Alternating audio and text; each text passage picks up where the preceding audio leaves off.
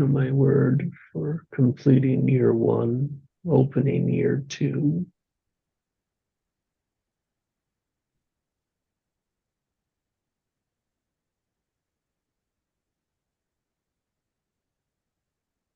Fortitude.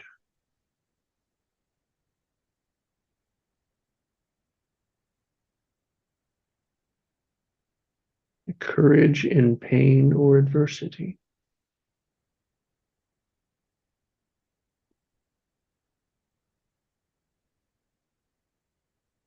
But I didn't know that when the word first arrived. I had to go look it up.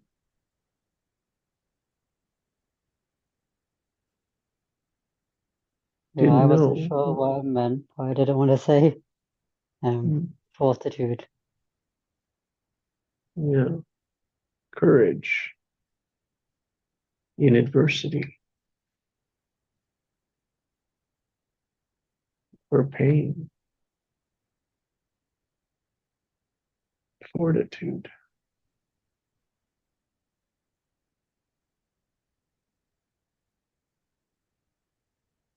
They even questioned it. It's like, I don't know what that means.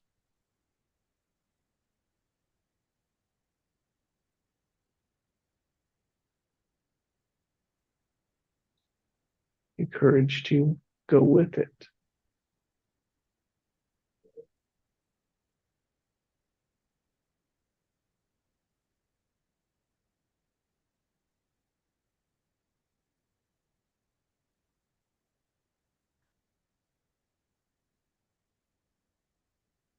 So I choose to be courageous.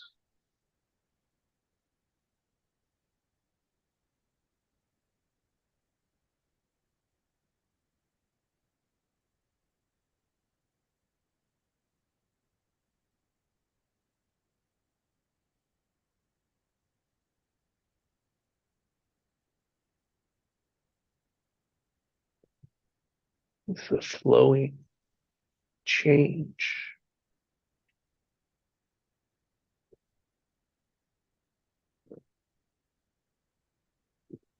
creating potential.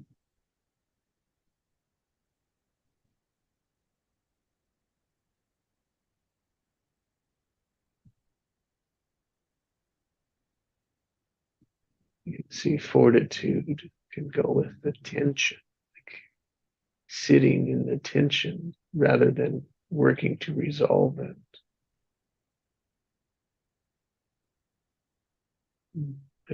Let's see, not working to resolve it, but escaping the tension.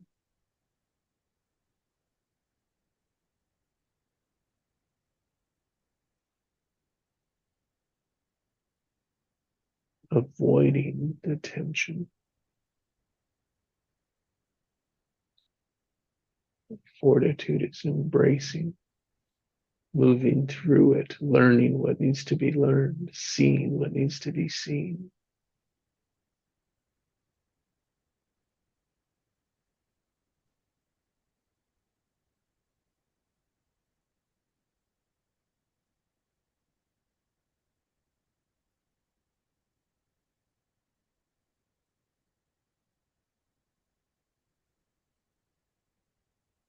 No one wants adversity.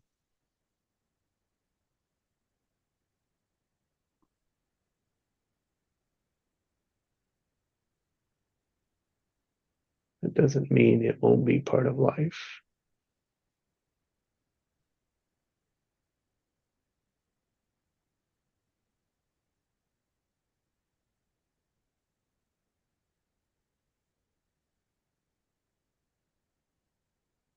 Heinz, would you share your word today? That's what I feel like. It's like I feel very fluid today, that every vibration sort of makes my body wave like a tree in the wind, going with the flow, feeling the flow of being just liquid or fluid. And it's good for expansion, it's good for whatever you need to be, because fluid has no form, so it can get in anywhere. Sort of like feeling my whole body being fluid. Don't know really why it came to me, but it was what I was feeling.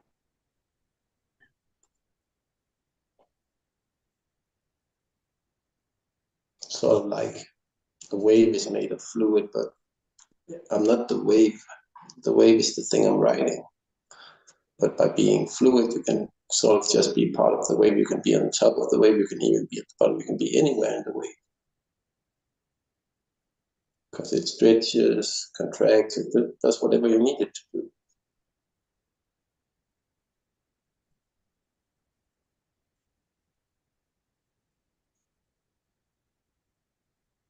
It's just a calm feeling.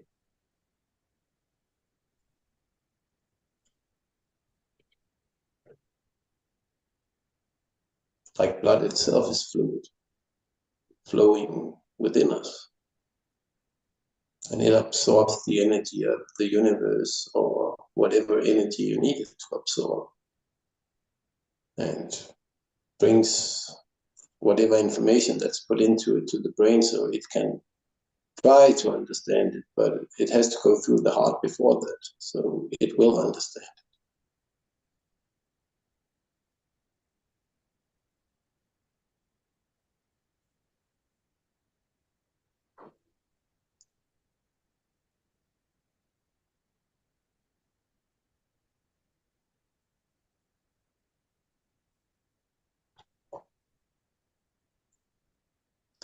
I don't have a really good description of it anyway. It's just how I feel.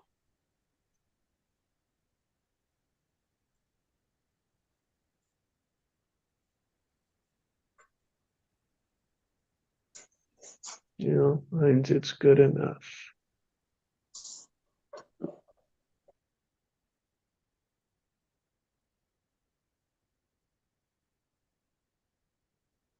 We honor the just going with it. So that's what's in there today, is going with it, listening and going with it, trusting it, courage to go with it.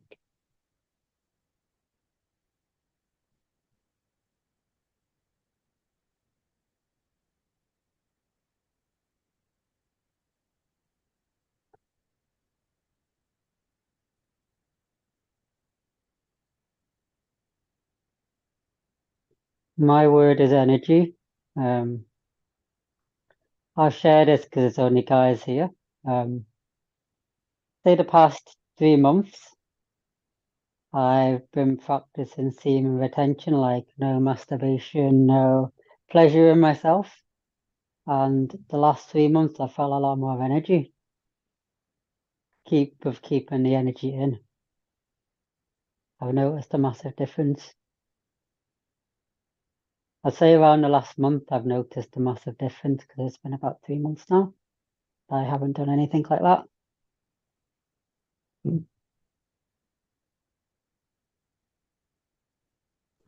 was energy, right, Ian? Yeah, energy. Yeah, I thought you said anarchy. But there's a big difference. I was listening to how you explained it. Oh, it can't be anarchy. It must be energy. Yeah. Thanks.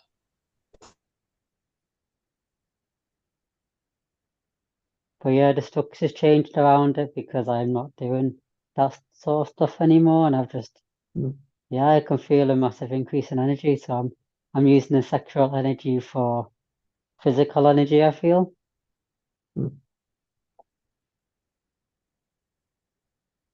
Yeah, channeling it and channeling it to other areas, pulling it from one structure to adding it to another. Of course, in the Fibonacci sequence, 1 and 1, 2, and 3 is really like the moment you can see the momentum. So I honor your fortitude. I noticed that the structure's changed because before my path of least resistance was, pleasure in myself. But now the path of least resistance is not doing that. I feel resistance for actually doing that now. Mm. So I've noticed a shift.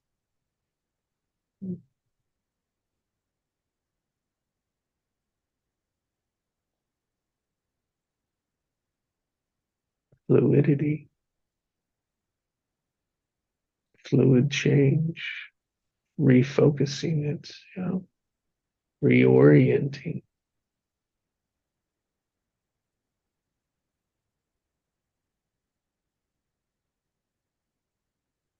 I mean, most of us don't have the discipline to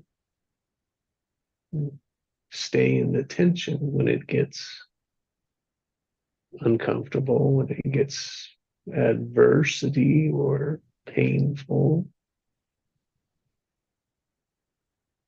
We all want that instantaneous. We all want that instant gratification, that instant validation, that instant proof. And structures just don't work that way. They accumulate, they build up, they strengthen the more we use them. Correct. It's taken about, I'd say it took 2 months for me to start noticing the actual energy, or I just stuck with it and didn't. Yeah. Fortitude, sticking with it. I think many people want that instant, but even instant coffee isn't instant coffee. You have to take your spoon and swirl it around until it becomes coffee. Nothing is instant. Yep. Everything takes time.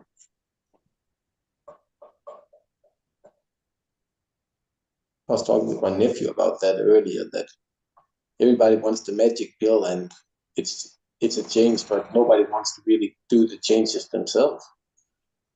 Yep.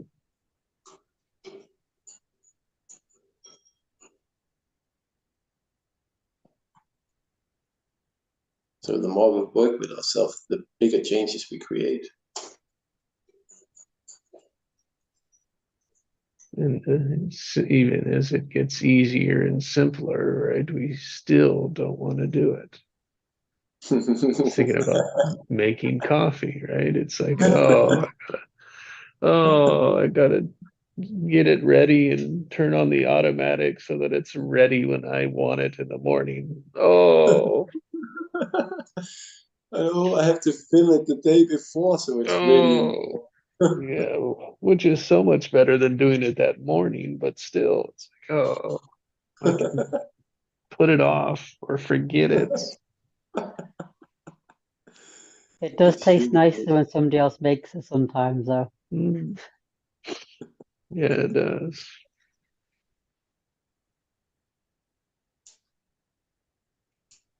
And then that structure gets taken for granted again and again and again, right? Until you actually have to do it yourself. And then when you do it yourself, you might as well make more than one cup so you have made it for the others also.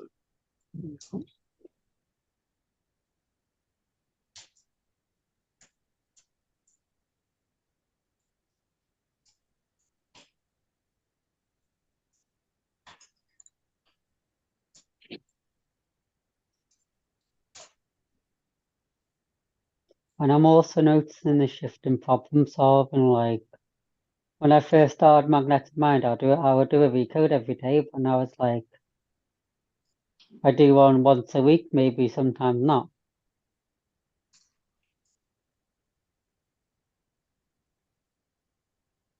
I was trying to problem solve my way out of it. Or if I notice something, I'll just sit with it and let it be. Not try and fix it. It's perfect as it is.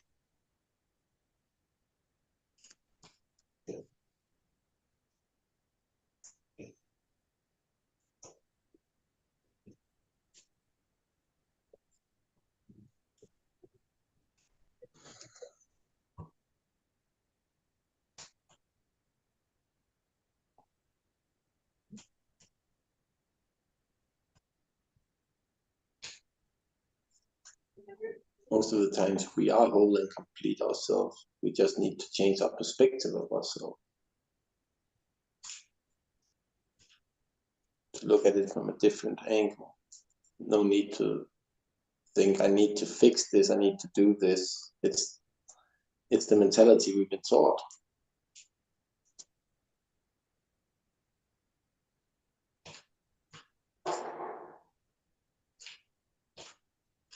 I do oscillate between that sometimes, but I'm getting there.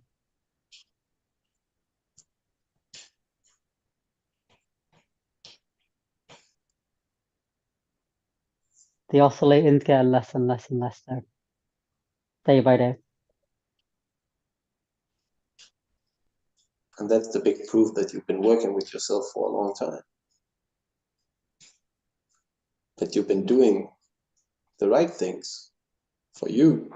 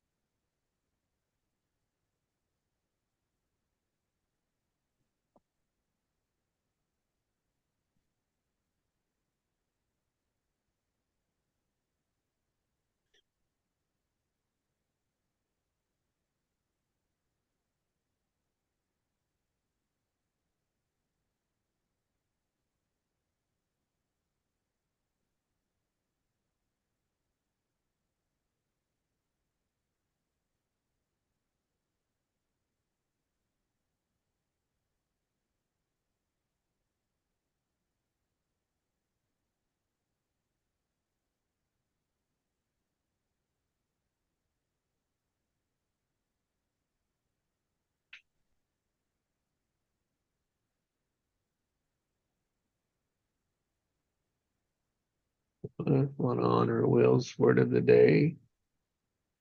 Just notice the tense. There's nothing in it except for I just noticed the tense, the time tense, as the word of the day for the intention is focused.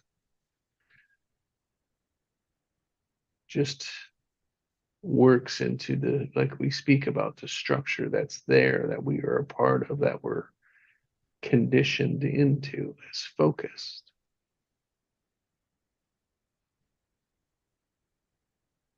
It's in the past. Focused, ED.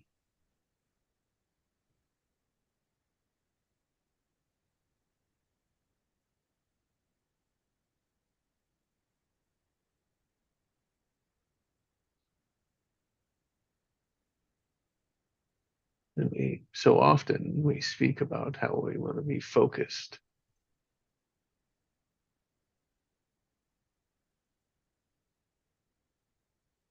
Focused as a past tense.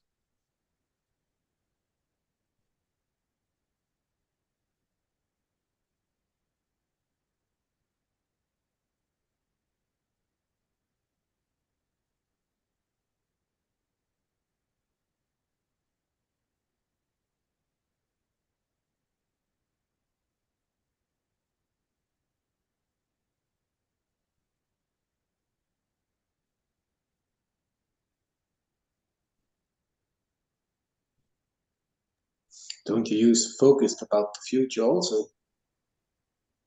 Tomorrow I'll be focused.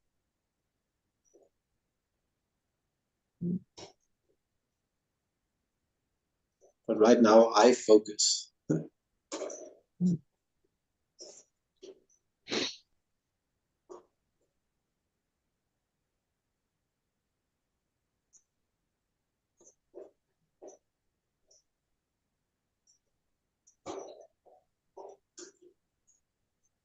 Words are funny. Mm-hmm.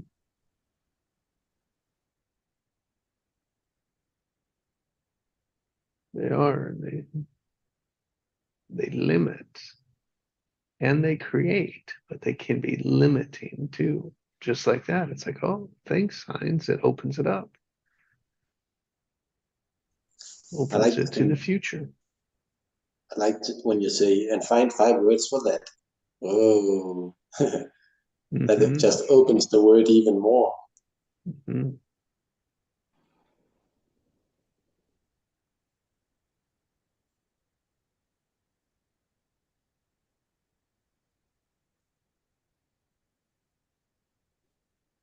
Yeah, that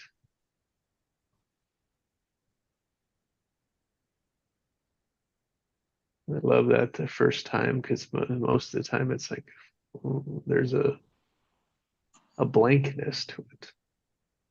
What do you mean? I don't know, right? Beep.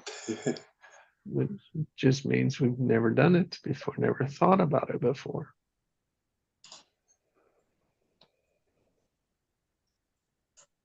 And it relates so much to you being playful, playing with the words, and that's Hmm. fancy.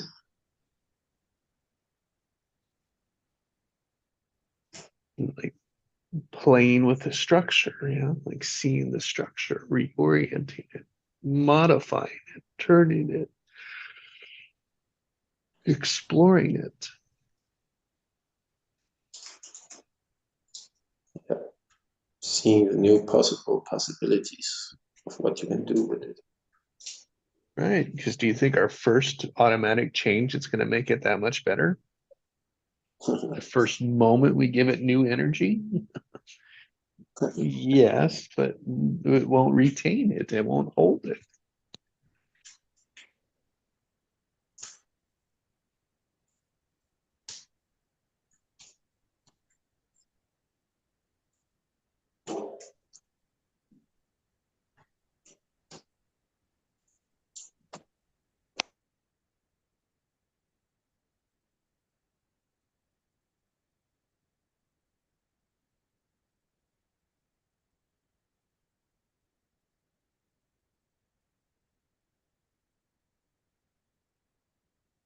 You know, when a structure is changed because your behavior's changed, and I'm actually seeing now it's all about structure, everything's structure.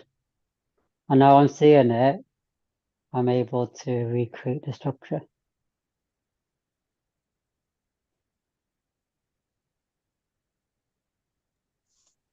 Yep. The structure changes as soon as you make a new decision, a new choice.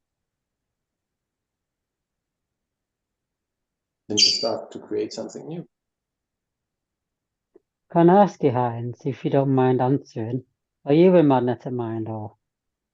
Nope. I took RJ's course for what's it called? Oh,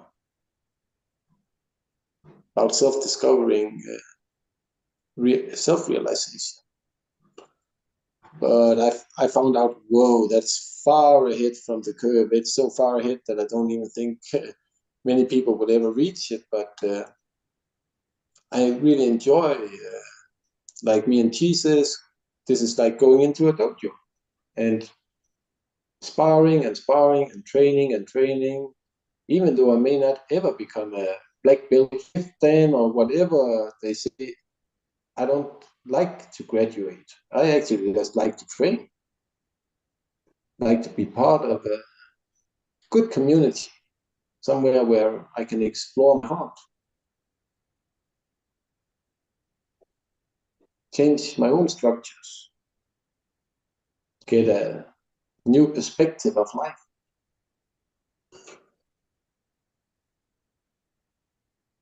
And the best way to get perspective is hear what other people has to say about it. So the more we share, the more we care.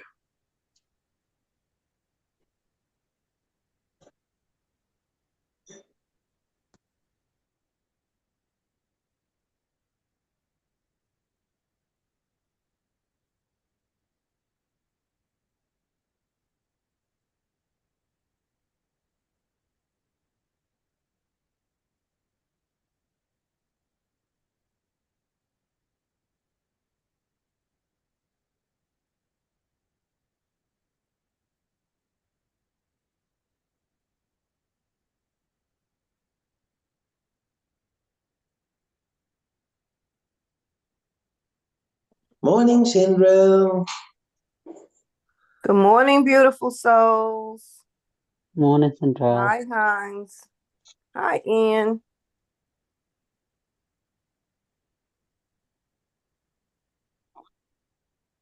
What you doing? Good morning. Playing in the sandbox. Playing in the sandbox with words. Playing in the sandbox, having a lot of fun. Don't worry about the sun or moon, we won't be done. We'll just keep playing, everyone has won. Keep on enjoying your life. Mm. You're always fresh with a song. A poet by heart. Yeah, I accept that.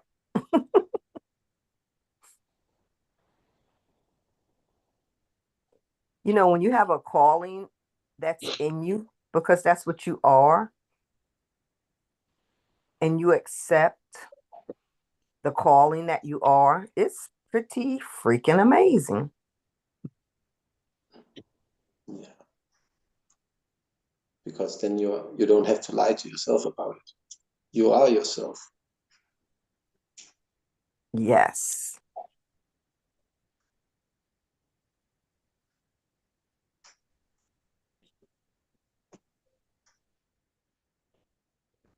Ooh, Heinz is fluid like water, formless. Jesse's word of the day is fortitude. Mm. Ooh, fortitude. That's like something on the appetizer. What that taste like, Jesse? Give me some fortitude.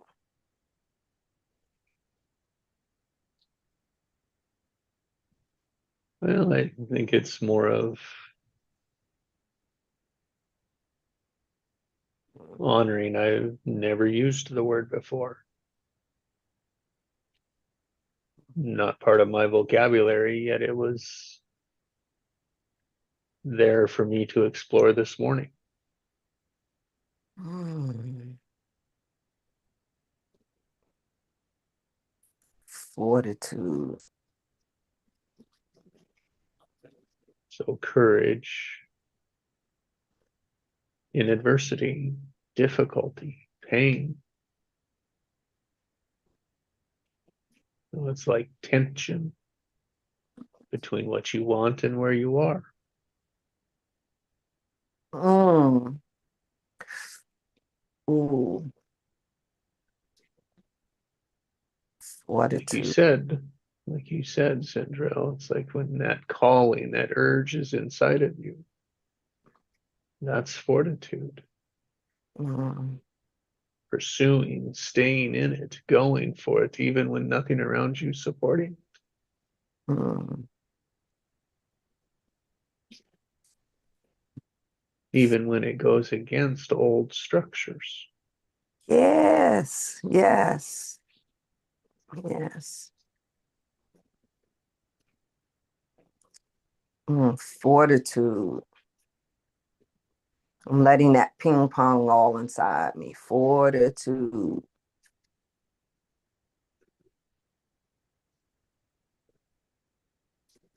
It's knowing. Mm. It's giving away what you yield to give away, and it's not compromising what is not to be compromised. Mm-hmm. It's Sure, there's sureness. values, you know. I'm sorry, say it again about values. It's just values, knowing your values, your morals, your ethics, you know, and your sureness, as you said. Mm. And it's been tried, right? It's been tried, and it will be tried some more. And you even welcome it being tried because you up for the test to come to that leading edge of truth, that if what I'm holding on to is not the all of me to go the full distance that, okay, I grew from that and I can release it now. But really the core of what I'm called and made to be, to know that in yourself, that's fortitude. That's, and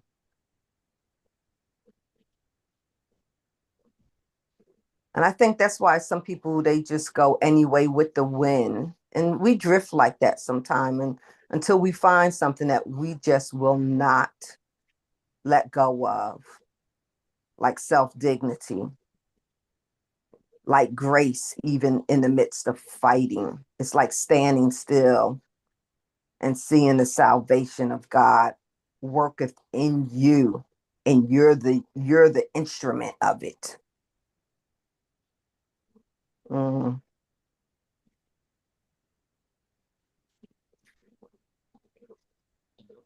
Thank you for bringing this fortitude. You get anything from that, Ian? Fortitude? What does that bring up for you? I actually didn't know what it meant. Jesse had to explain it to me.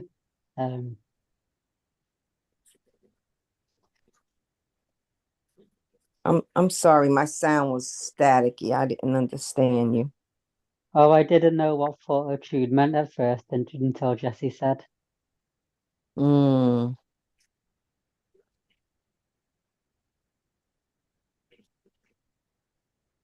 I think for me, it's just empowerment I'm getting. Mm.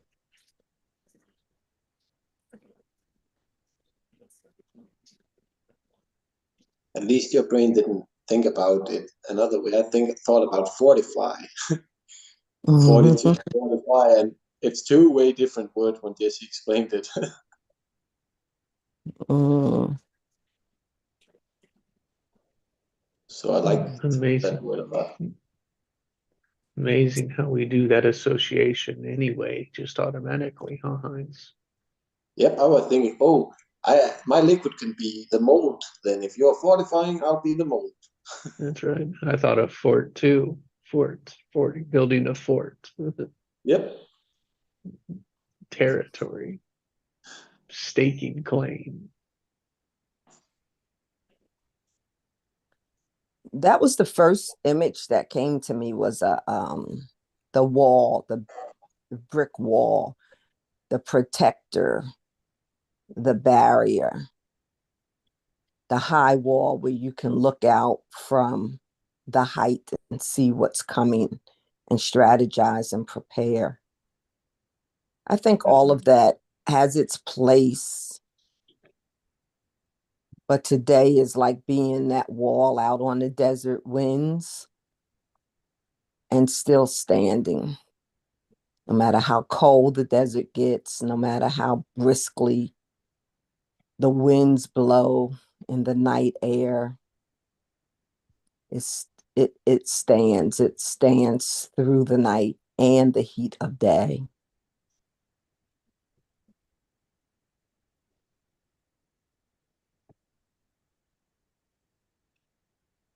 And it doesn't apologize. And it doesn't really have to explain itself either. Not from the inside, maybe from the outside. Others may question or query what's on the other side of that wall, or even what's inside that wall. But they can only come to know by experiencing the transcending of climbing the wall, or if it's allowed, or coming through the gate of the wall, coming into the community inside what the wall is a fortress of.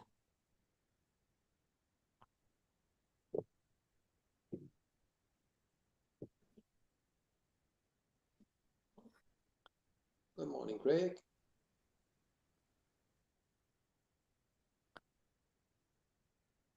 Good morning, Greg. Good morning, everyone. Morning, Craig. Morning, Craig.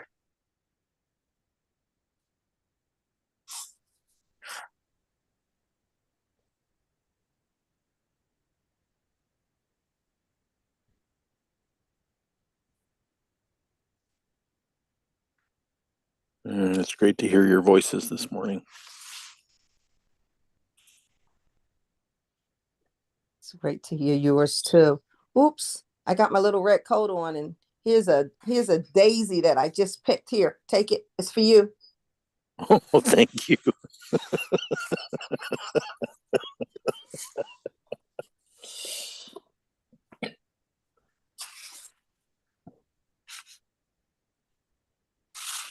Good to be with you, Craig. So have you arrived safe and sound? Yes, I arrived safe and sound. Good to know. Still sleeping in the car though.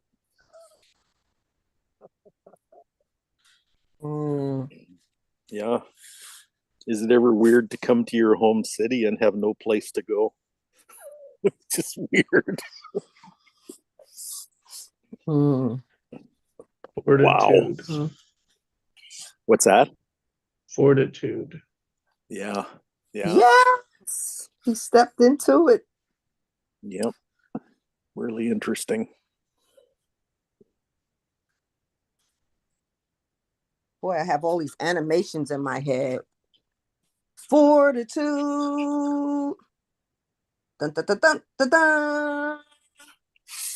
State your claim on the dashboard of your car, for you are here.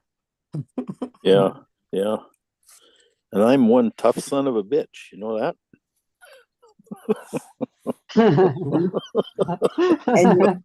And you know that you are. Well, yeah. Yeah. Oh, exactly. In fact, it's kind of comical in a way.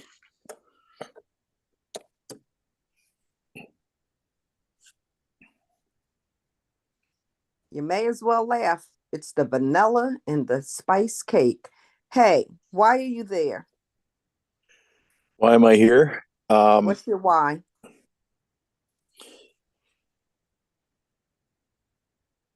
Well, really, to tie up the loose ends. And I was thinking of, I was wondering if I could come back and live here. Actually, before that, I was wondering if I could come back here, period, not implode. So do you get any sense of imploding? No, but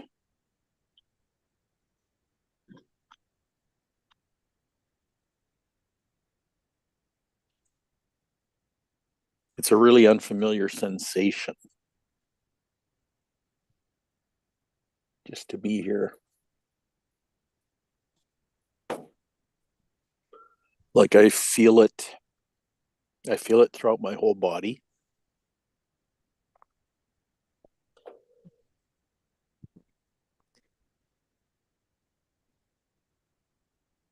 You've gone back to something that's familiar in your mind thoughts and even in your memory enough to give you some kind of sense of expectation.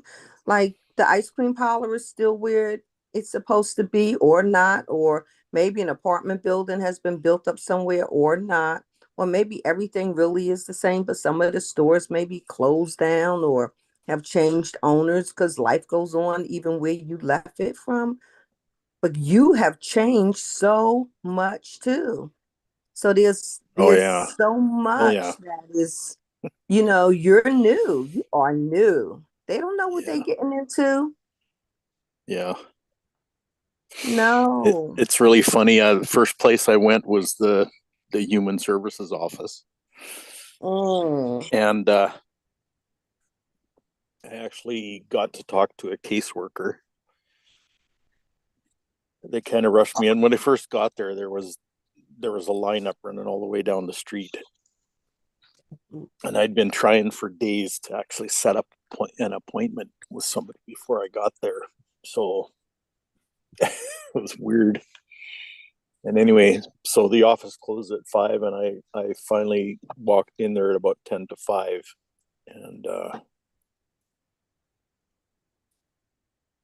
And somebody stopped and helped me with some things. And anyways, they finally set me up with a caseworker, and I have an appointment there for this morning with somebody to kind of help get everything set up. Okay. But the truth is, I've been homeless for over a year officially. And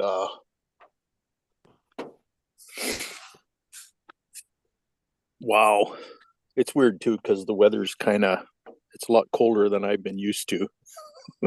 Weather in Phoenix yesterday was 91 degrees, and here it's hovering around 50.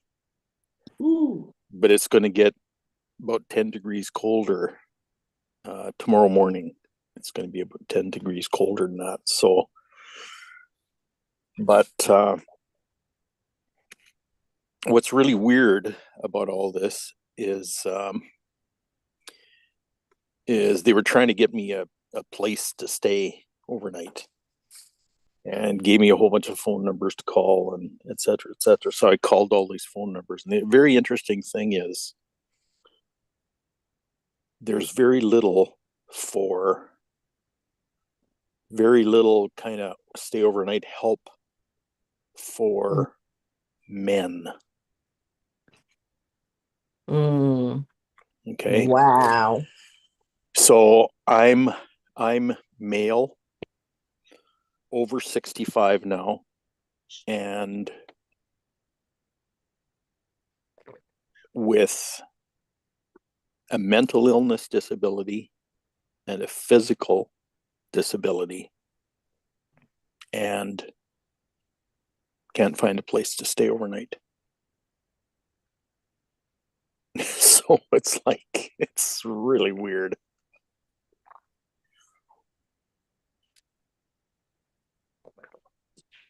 And what state are you in? Oregon. I don't know anybody in Oregon but you. Yeah. Well, I feel like I don't either, which is really weird right now. I've lived here for 17 years. It's the longest time I've ever lived in one place in my life. And there's nowhere to go. I don't know of anybody to call. I don't know of, it's really, really weird. I know the feeling. I moved from my hometown about 5 years ago. All my family's moved from there now. And I went back there and was like, I've got no friends there, there's no one to go and see, and it just felt really strange. Like I've lived here for over 20 years. I'm like walking in the street, I didn't know anyone, I didn't recognize anyone. It was really strange. Yeah. It seemed like a different lifetime.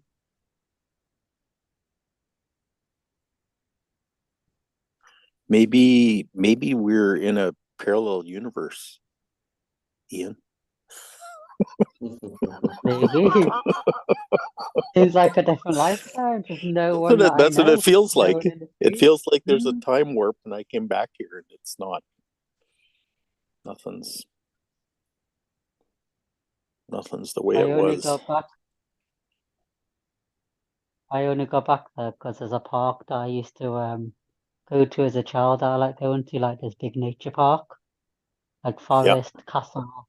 So I only go back for that because I've got nice memories there and I like going. It's my childhood park. Yeah. There's a little waterfall there. It's really beautiful. Well, there were so many times I came back here and I made a beeline to home. And it's like there's no home to go to. It's like, whoa.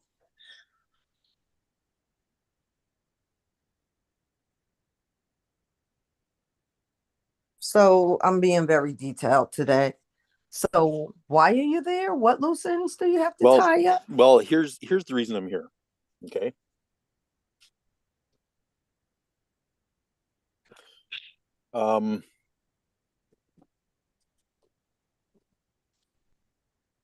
I'm still in the middle of a messy divorce that was petitioned by my wife. Okay, but the way she did it was um, was legal separation. So we went through a legal separation trial and all that stuff. And in the meantime, I was smack in the middle of the deepest mental health breakdown that I've ever had in my life.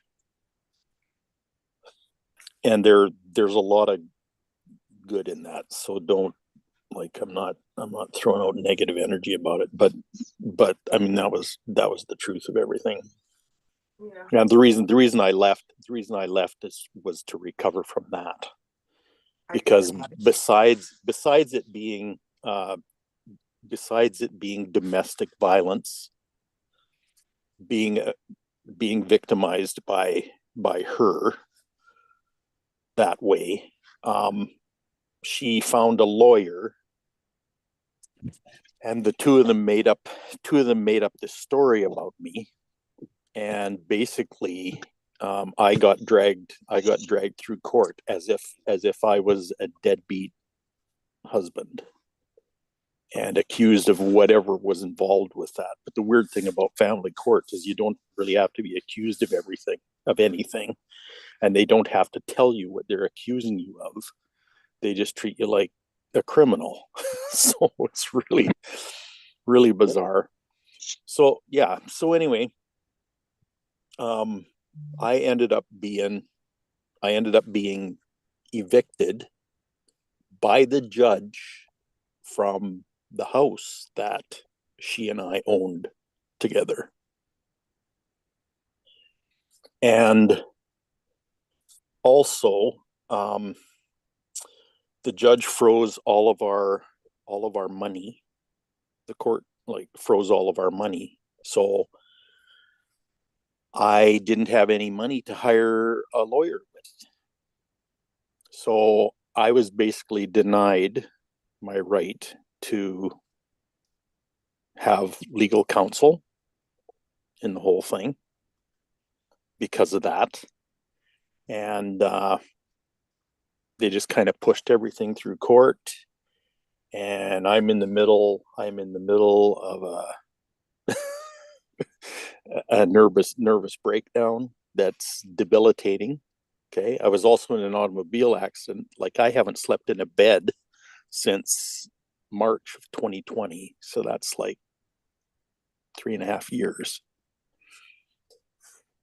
because of this physical injury to my back, and also a brain injury too. So I haven't been able to think straight either. And so anyway, so I'm dragged through this court and doing all this kind of stuff. And anyways, the trial's over. Supposedly there's some money for me. I have no idea of how to get that or anything. And the thing is, I've heard wind that they're trying to serve me papers so that she can finish off the divorce.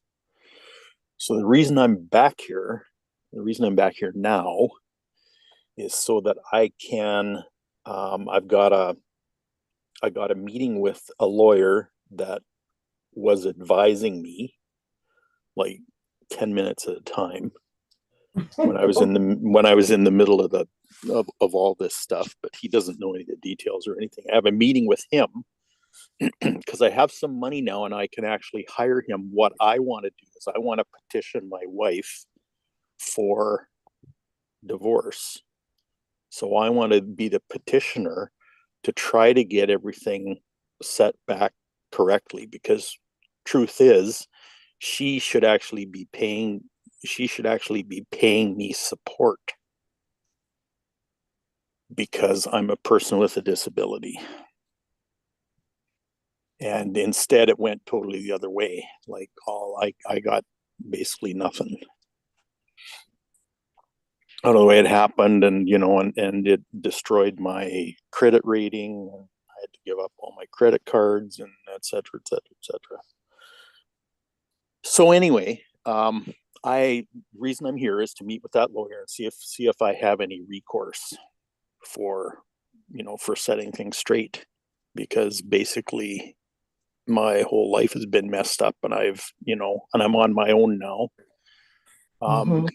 You know, according to many medical people, I shouldn't be.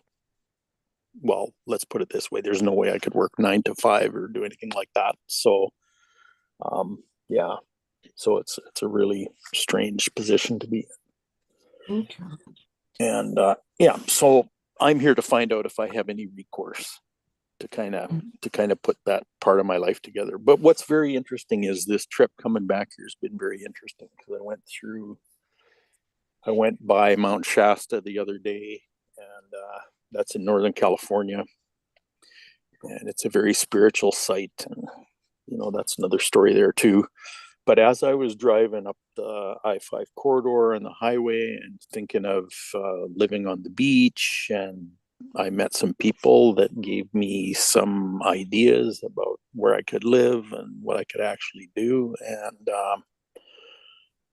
there's a lot of options in front of me right now. So, very interesting. Well, thank you for recounting and sharing aspects of your journey. I just want to honor your path. If I had twinkle dust and make it all perfect and shiny and beautiful, you would have it, but then that would take away from your journey, and it's your journey. What's interesting is the What? whole thing is beautiful. Yeah, The whole thing is beautiful, because I understand it. I understand it in this way, and it's difficult to explain, but I'll try.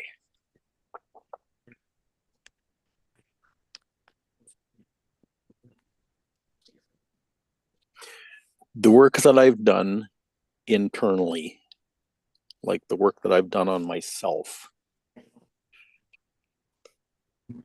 has to do with a major human wound, and that is about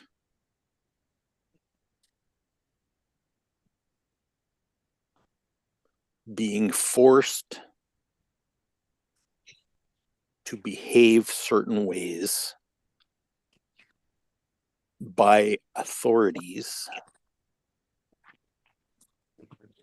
that are not that do not have our best interests at heart.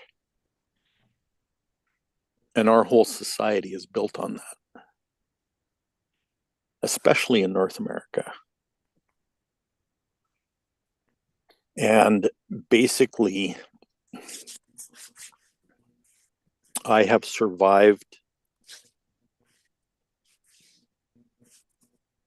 the results of that and the fallout from it.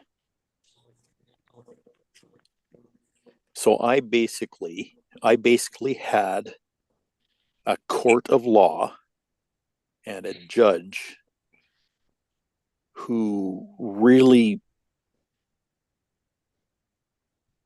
messed up my life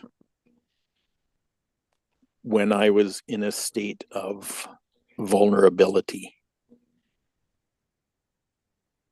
I mean, he literally took advantage.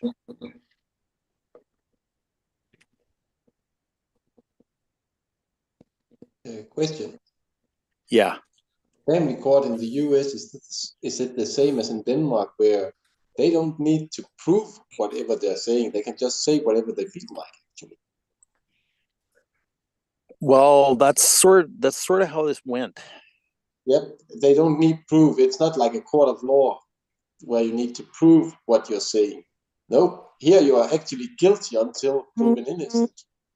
Well, apparently that's how it ended up working out. Yeah. Yep, it's the same with family court in Denmark. So it's a worldwide thing. It's way more easy to destroy people that way. Yeah. Yeah.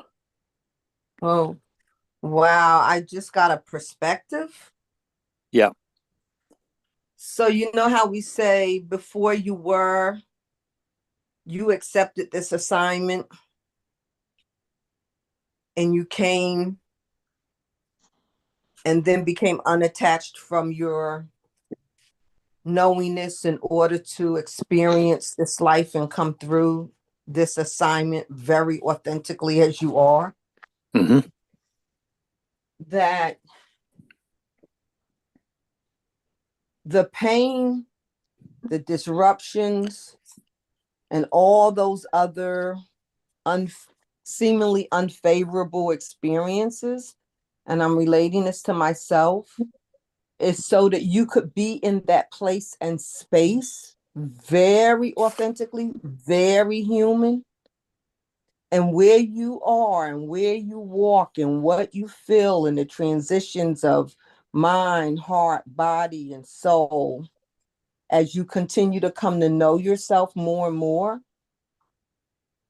that you are the antidote to the very things that you're experiencing, so that you can lay lace of prayer and when you were when without you being you, the authentic heart purpose person of you, you would otherwise lash out or just let yourself, like, you may be technically like have had nervous breakdowns and where they can label you mentally disabled and all of those kind of things. Yeah, all of that is documentary kind of stuff, so be it.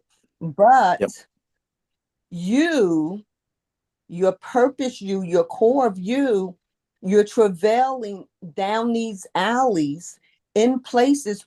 Who is more qualified but you, because you are the fortitude of love. And if you were not walking the pathway that you are not walking, where would the love come from? You're the antidote to get into the veins and the ills and the heartbreaks and the disappointments and the fornicated structures that are purported on society by who knows what, really. You're in there to heal the venues of those things that happen in that way. Now, it's not a big revolution or anything, but it's the people you speak to. It's the people you touch.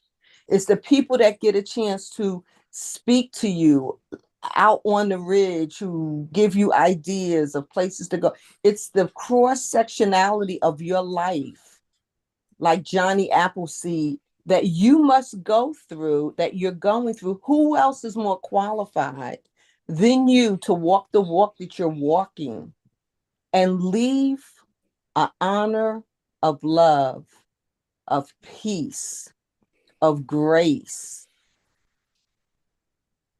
Your assignment.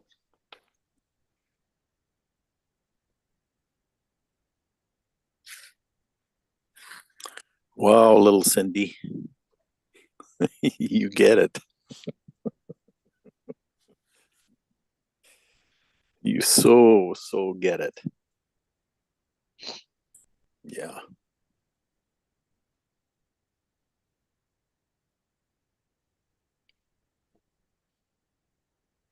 This was my piece to heal. My piece of humanity. Yeah, your contribution to heal. Yeah. As you return now, way better than you were then you get to do it in the present, not with all the past hanging over you. Yeah. All their paperwork now is based on Craig a year ago. Yeah. if they need to do anything, they need to spend a lot of money on you. Well, and yeah, and the other the deeper part of it is that these things are healed by living through them. Yeah. Yes. I mean, that's the big thing for me, is that understanding is that look, the only way is to live through it. So it's the same as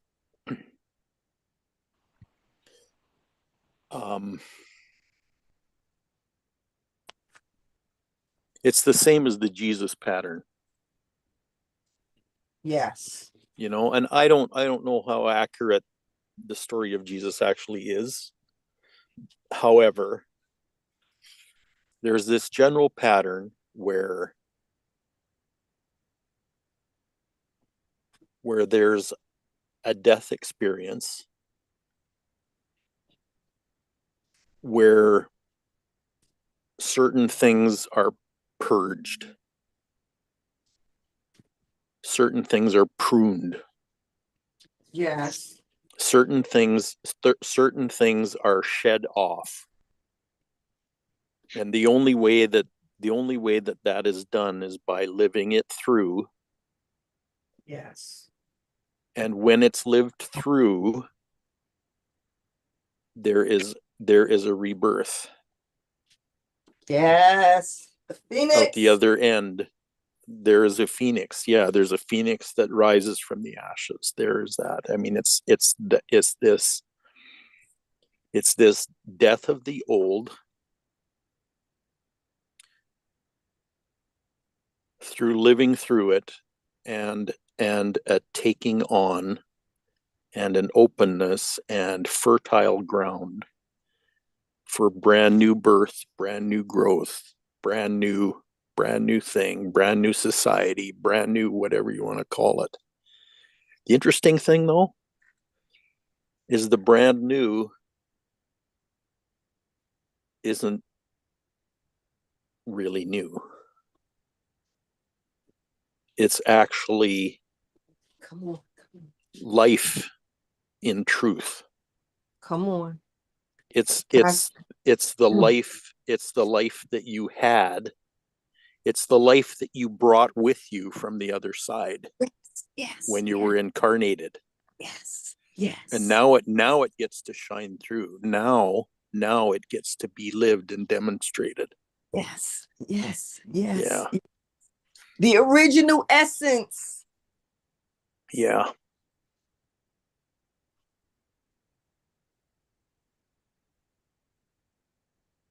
Yes.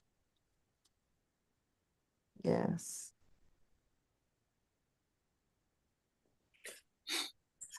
You know, when I think of the story of Jesus, the most significant part of it to me is in the book of John. And that's the only gospel, I think, that really describes what Jesus' life was like after he was resurrected. Like after he had died and came back from the dead, and and was around. Apparently it was only 40 days. But that part of the description really fascinates me. It always has. In fact, the Gospel of John has always fascinated me because there's so much stuff in between the lines in there. It drives you crazy. And it's one of the few Gospels that wasn't manipulated very much, because nobody could figure out what the heck he was saying. But anyway,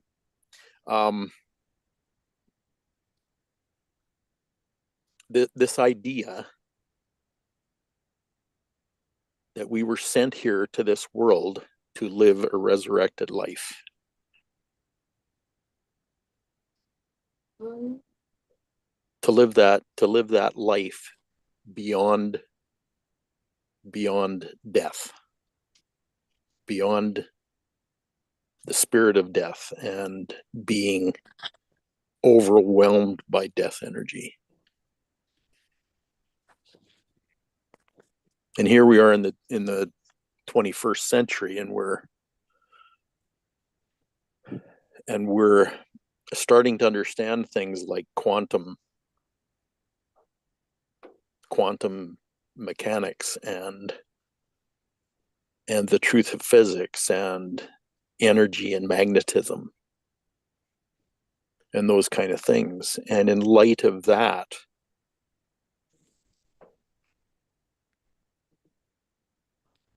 all of what seemed to be spiritual back in those scriptures is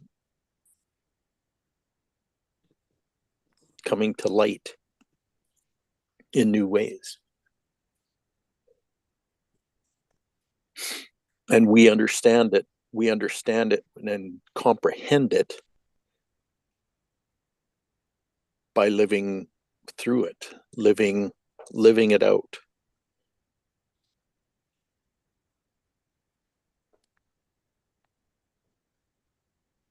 By being our true nature.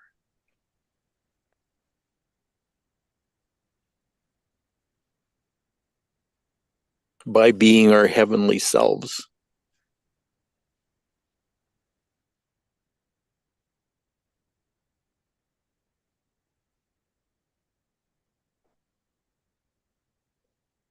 And to me, that's the beauty of it.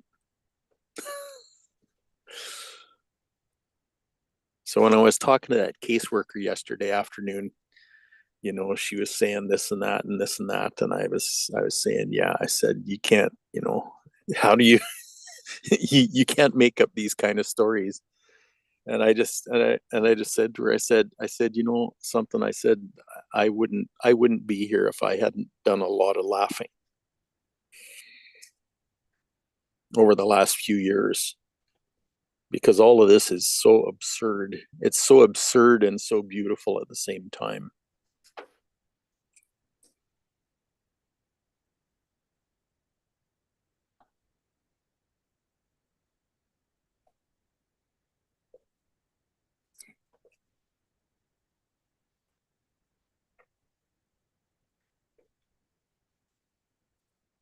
Mm.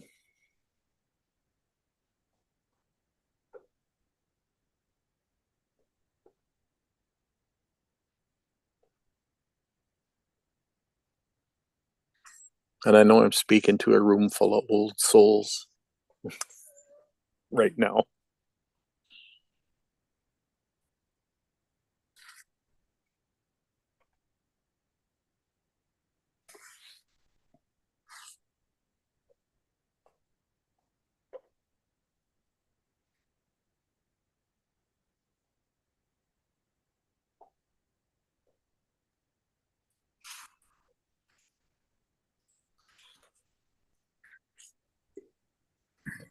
Wow, Cinderella, I thought we lost you.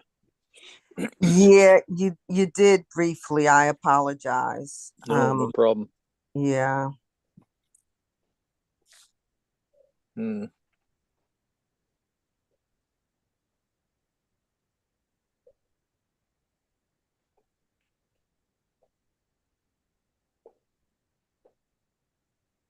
So I want to go out on a limb here. And like everybody's calling me like right now. Like, okay. I want to go out on a limb here. It's not fully developed, but I get a sense it's like you're the example of it, Craig, but it's for all of us. Because we live this, it's so easy to say when you accept it that we are spiritual beings having a human experience.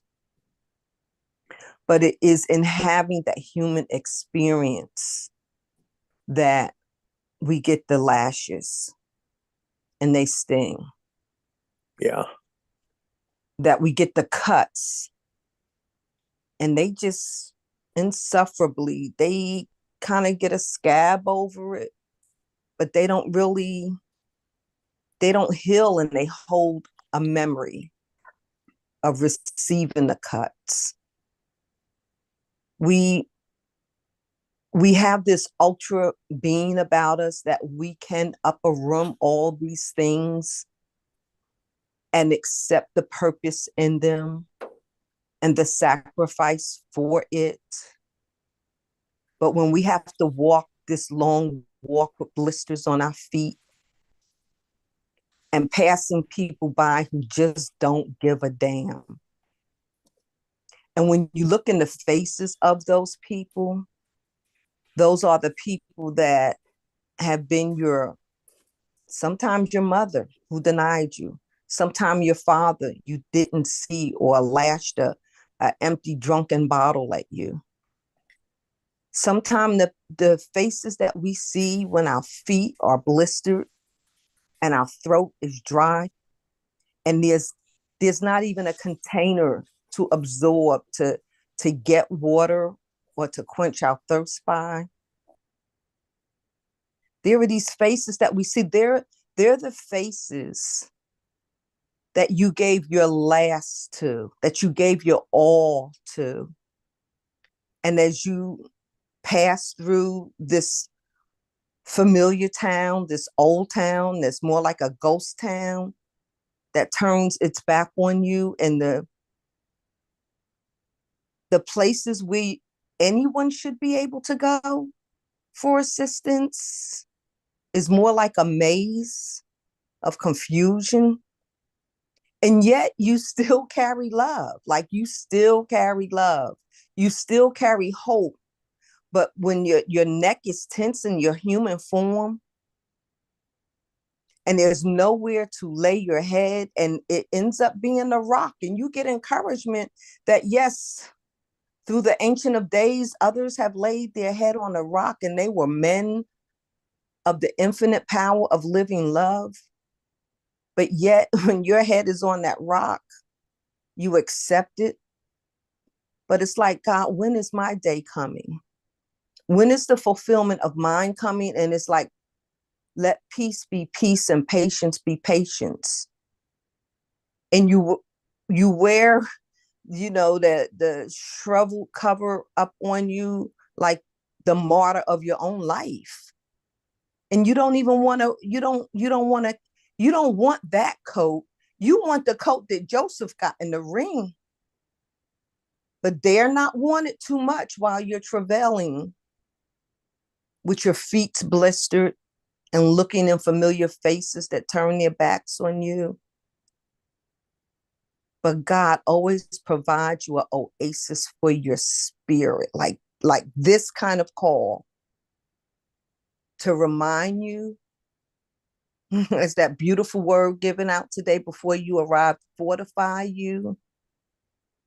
So yeah, you are a spiritual being on assignment, having a human life. So I speak to your feet. Feet, be fortified. I speak to your heart. Heart. Yeah, I'm calling you out. Heart, be fortified.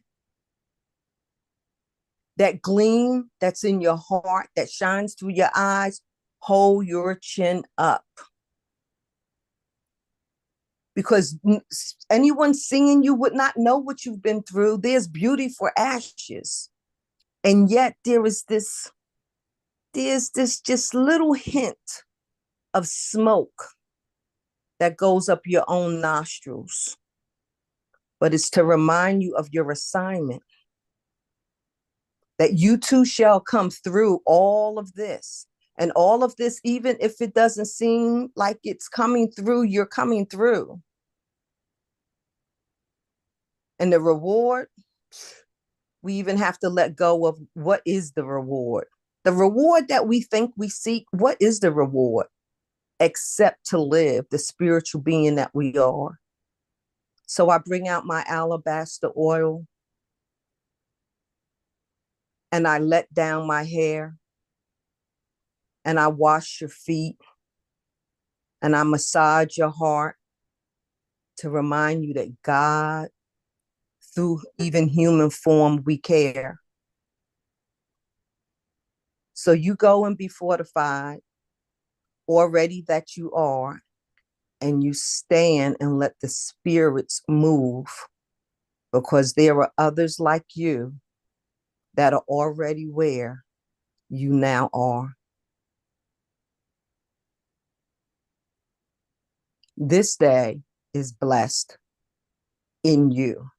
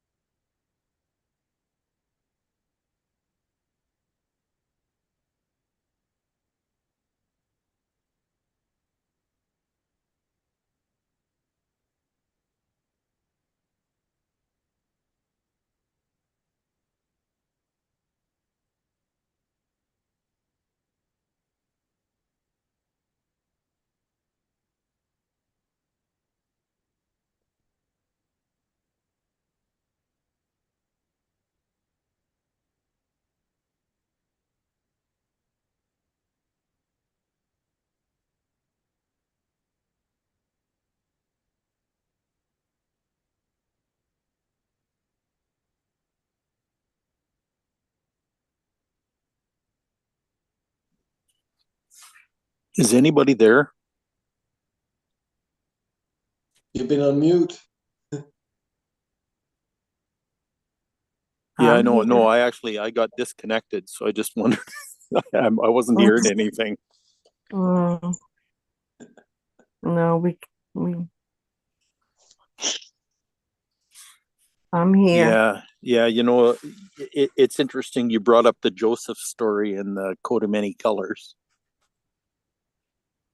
because the Joseph story is the same story as the Jesus story.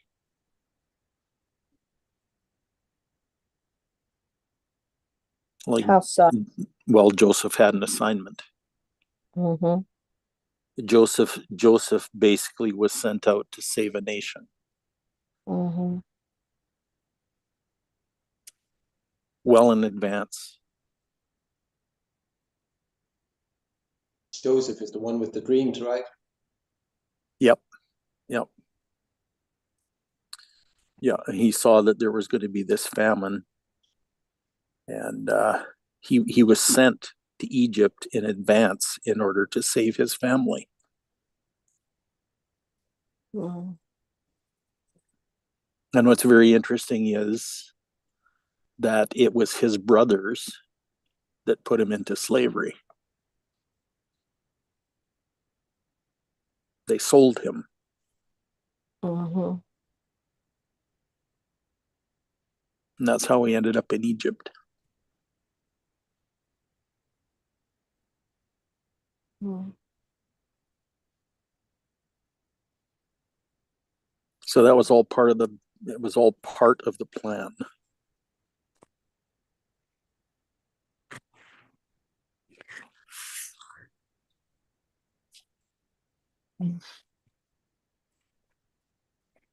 Amazing.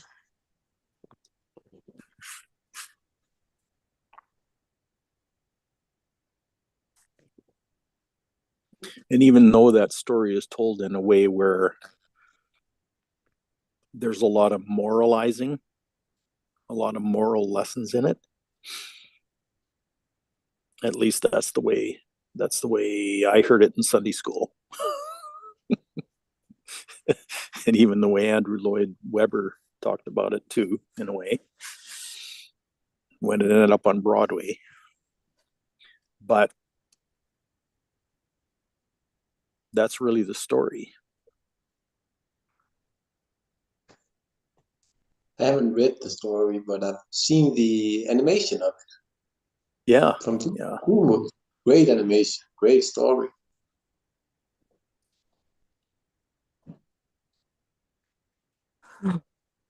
Yeah. So you got this one son who's favored because he's the son of the wife that his dad wanted.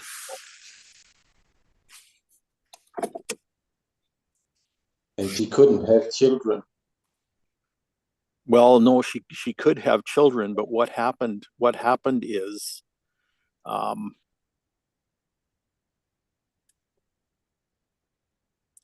the man who Jacob, the father, okay, Jacob is Joseph's father, right? And Jacob made arrangements. Well, he saw this woman, Rachel, that he wanted to marry. And it was actually his uncle's daughter. So Rachel was Jacob's cousin. And he wanted to marry Rachel. And so Jacob makes this agreement with his uncle.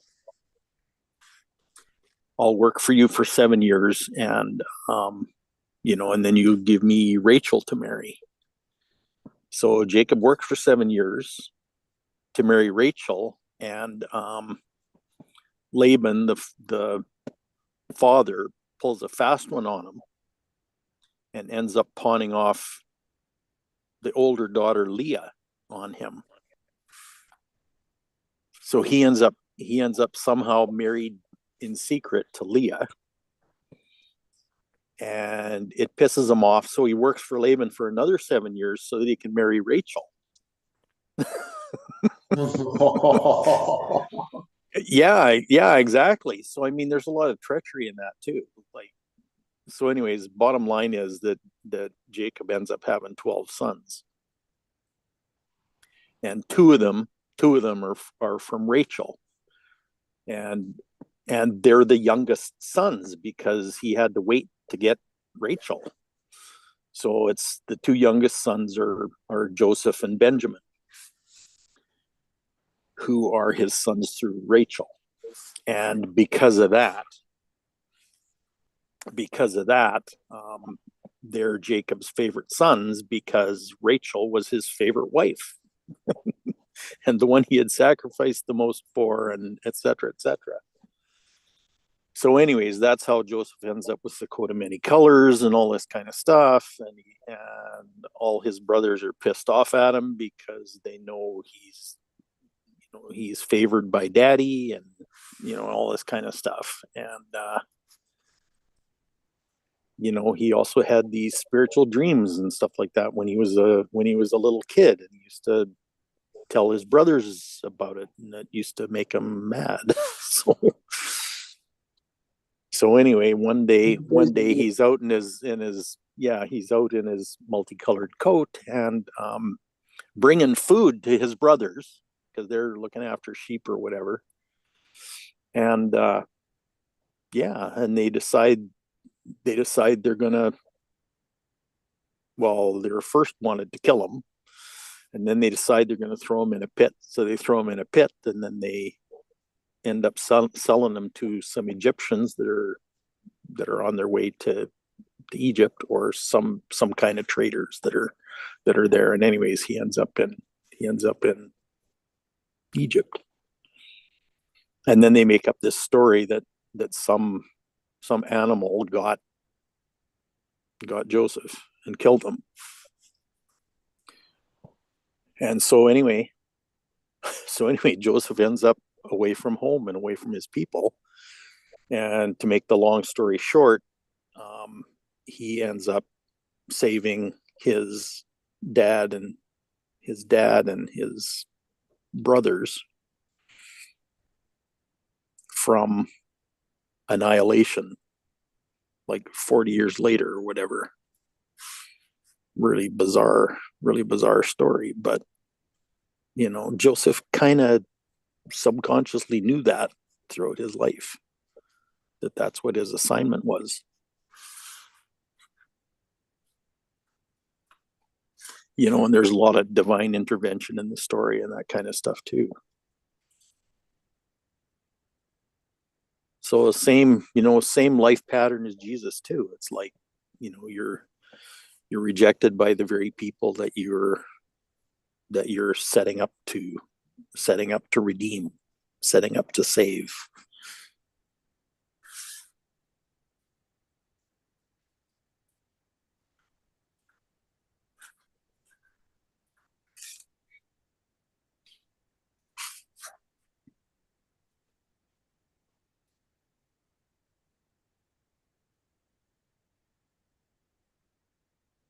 The wild thing too is he saved Egypt as well. That was just a bonus. Well, apparently, yeah. But the interesting thing is all of his life and the events and him ending up in Egypt and all that kind of stuff was all preconceived and set up in advance, and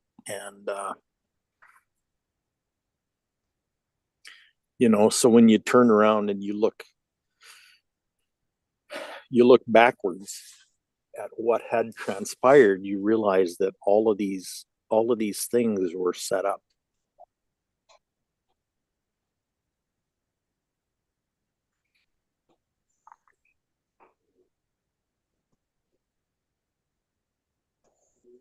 And what I mean by that is set up on the super conscious side. Like it's there's divine intervention, there's divine agenda, there's all this stuff is conceived on the other side. So when you have an assignment, it's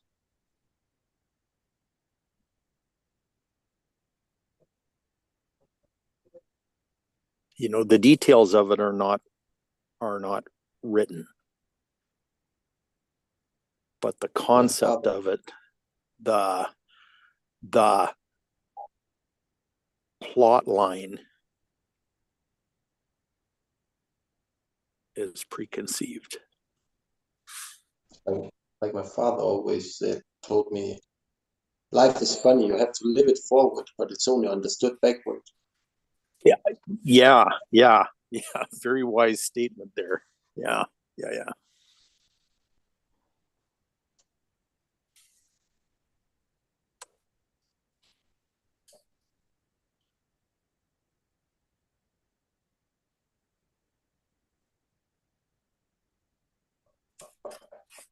So anyways, that's where I am, and I'm so overjoyed that I could share this with you guys this morning. And I'm really thrilled that little Cindy saw so many insights in that.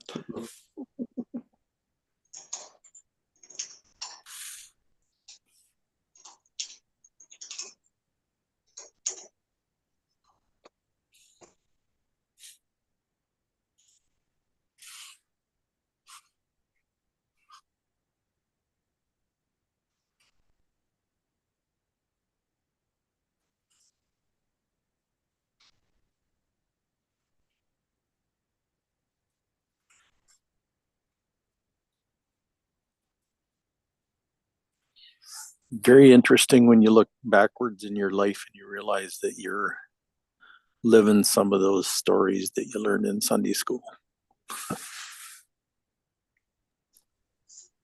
And when you look backwards, you realize, wow, that actually had to happen. Yeah. Yeah. And it's often the most painful times that actually had to happen. Yep.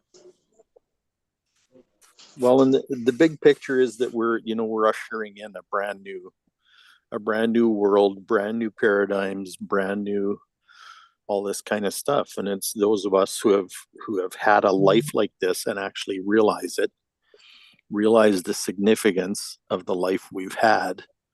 We're the ones that are the facilitators and the leaders and the orchestrators of this future that we're creating.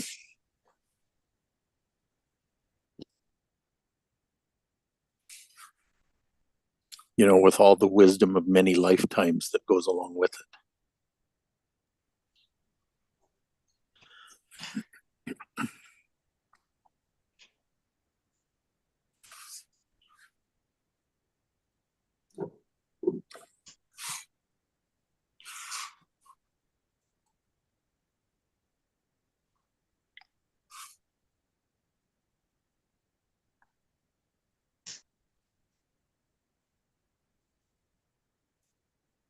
I guess it's why all those things that's happening is just so we are reminded of who we actually are.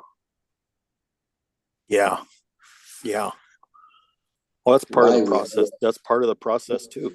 Yep. Yeah. Yeah. Because we think we're our ego. We think we're the person that inhabits this body. And that's part of us, but it certainly isn't us. Mm-hmm.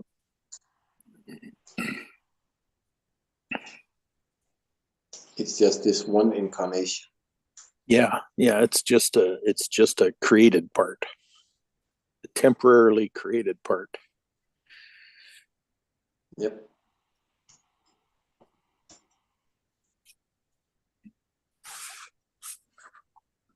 But who we really are is beyond time and space. Yep.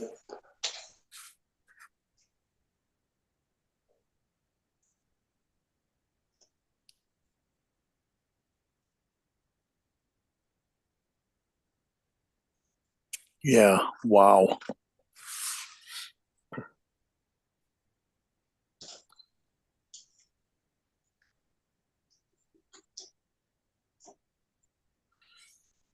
Well, gentlemen, I'm actually seeing the light of day right now.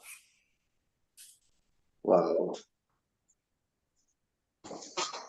And it stopped raining for a few minutes. How did that happen? You brought the sun with you from California. Well, the sun isn't out, but it stopped raining. Yeah, it's pretty much normal weather pattern here is that it's overcast from the end of October right through till the end of April usually.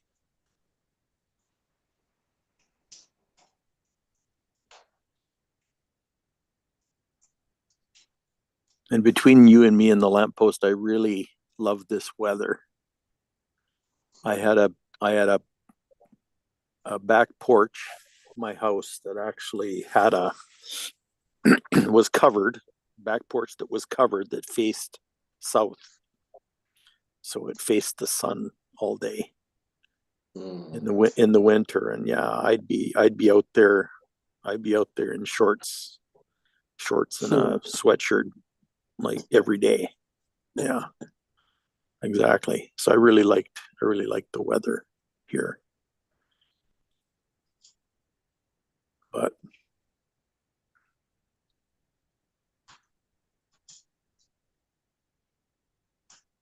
it brings a lot of change with rain. Yep. And you can actually see nature, how the trees go from green to yellow to brown, and the leaves fall down, and in the early spring, you start to see the little buds come out again on the. Oh yeah, yeah. The blossoms here were amazing Yeah, in the spring. Yeah, it really brings out the 4 seasons of the year. yeah. This is a very fertile valley here. They grow a lot of grapes. There's a lot of vineyards now. Hazelnuts, very popular. Fruit trees like crazy. Blueberries. Blueberries as big as those large marbles. Whoa. Yeah, blueberries that size. And and peaches and all that kind of stuff. I mean, that's what I missed about not being here last spring and summer, is because you could go and glean peaches whenever you wanted. I mean, I would have been eating peaches for a good 4 months of a year, fresh ones. Like, yeah. Wow. And the smell of them in the air. Yeah. All those fruit trees have a certain smell to them. Yeah. I had 2 Palm- apple trees in my backyard. Do palm trees smell of anything? Not really. Well, I didn't think so. Oh, they didn't get buds and flower the way other trees do. Yeah, of course. They're made for dry weather. Yeah. Many desert flowers are real beautiful, but they don't smell of anything. Yeah. So it's the water that gives them the smell, in a way. The change of weather. Yep. Okay, gentlemen, I'm gonna get on with my day. You have a blessed day, both of you. Thanks, guys. You Best- too. Thanks, best Craig. of luck. Thanks, Heinz. Yeah. Bye. Thanks again for hosting, Jesse. Big love and Yes. hugs. Yeah. Bye Thanks all. for a great year. Yes. Thank you. Love and hugs. Bye.